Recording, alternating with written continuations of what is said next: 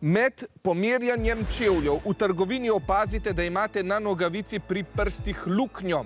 Zakaj se nogavice najprej obrabijo na prstih in peti? A. Zaradi statične elektrike, ki nastane med hojo. B. Zaradi pritiska in trenja med hojo. C. Zaradi drugačnega tkanja na teh predelih. Ali D. Zaradi kemične reakcije z znojem. Kaj je torej razlog?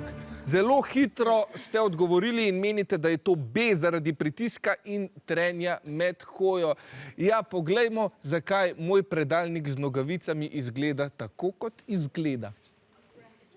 Čeprav preluknjene in obrabljene nogavice več ne služijo svojemu primarnemu namenu, pa lahko iz njih naredimo marsikaj zanimivega. Danes bomo iz njih naredili eno tako majhno žogico, ki jo lahko uporabite za varno igro na šolskem hodniku, ker pa smo ravno v jesenskem času, bomo iz njih naredili še majhne bučke. Nogavice najprej prerežete, takole pri prstih in pa pri peti.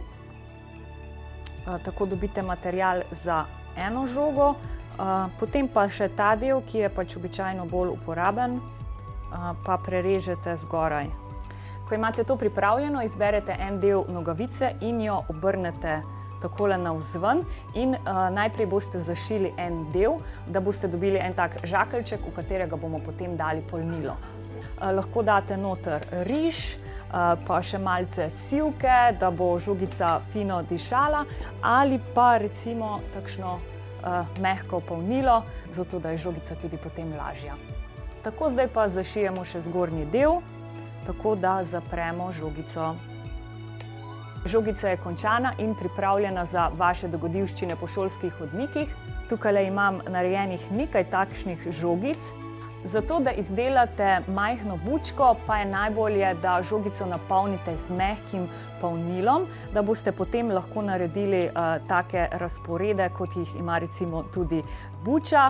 In jaz sem tukaj eno tako žogo že pripravila. Potrebujete malce debelejši sukanec in pa iglo, ki ima tudi malce večjo luknjo.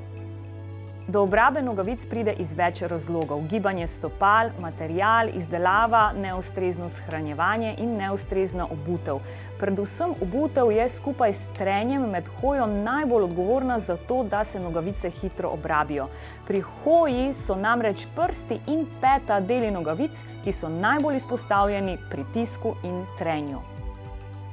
Tadam! In bučka je končana. Tako, jaz sem tukaj pripravila še nekaj drugih. Zdaj bomo gor zalepili še pecelj in okrasili z jesenskimi listi. Pa imamo eno tako lepo popestritev v tem času.